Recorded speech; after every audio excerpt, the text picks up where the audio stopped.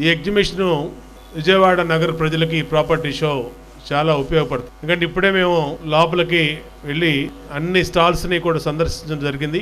ఒక్కొక్క ప్రాపర్టీ గురించి చక్కటి బ్రోచర్స్, ఫోటోలు, అలాగే అన్ని రకాలుగా వివరించడం, దాంట్లో ఏ ఉండబోతా ఉన్నాయి, క్రెడాయ్ అనే సంస్థ నాణ్యతకి అలాగే రూల్స్కి మారుపేరు.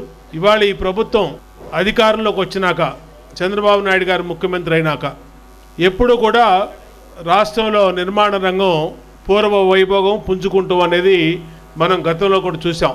2014, 2019 ఆయన ముఖ్యమంత్రిగా ఉన్నప్పుడు ఏ విధంగా రాష్ట్రంలో నిర్మాణ రంగం మరి 3 పువ్వులు 6 కాయల్లాగా అన్ని రకాలుగా అందరికీ, బిల్డర్స్కి, ప్రజలకి ఏ విధంగా జరిగిందో చూసాం. మళ్ళీ ఇవాళ ఆయన నాయకత్వంలోనే ఈరోజు రాష్ట్రంలో అన్ని రకాలుగా ముందుకెళ్తా ఉంది. ఈరోజు గతంలో 20,000, 30,000 ఉన్నటువంటి ఇసుక లారీని ఇవాళ ఉచితంగా చేసాం, ఫ్రీ శాండ్ చేసాం. అలాగే నిర్మాణ రంగంలోని అనుమతులు ఇవాళ నారాయణ గారు ఇందాడ వచ్చి చెప్పడం జరిగింది.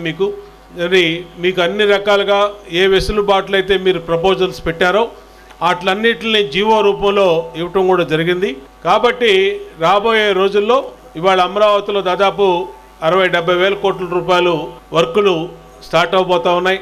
రాష్ట్రం మొత్తం కూడా నిన్ననే చూశారు మీరు, ప్రధానమంత్రి గారు విశాఖపట్నం వచ్చి 2 లక్షల కోట్ల రూపాయలు పెట్టుబడులు మన రాష్ట్రంలో ప్రారంభోత్సవాలు, శంకుస్థాపన చేయడం జరిగింది.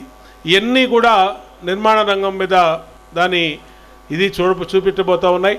రాబోయే రోజులు ఈ 2024-29 మధ్యలో ఈ ప్రభుత్వ హయాంలో బ్రహ్మాండంగా నిర్మాణ రంగం 3 పువ్వులు 6 కాయల్లాగా మరి, ఎందుకంటే 70 లక్షల మంది నిర్మాణ రంగ కార్మికులకి ఉపాధినిచ్చే ఈ రంగం నిత్యం కూడా బాగుండాలని కోరుకుంటా ఉన్నాం. అలాగే ప్రభుత్వం తరఫున మేమందరం కూడా దానికి సహకరిస్తామని తెలియజేసుకుంటూ, మంచి కార్యక్రమం ఎగ్జిబిషన్ పెట్టిన ప్రతినిధులందరికీ కూడా హృదయపూర్వక అభినందనలు తెలియజేస్తూ సెలవు తీసుకుంటాం.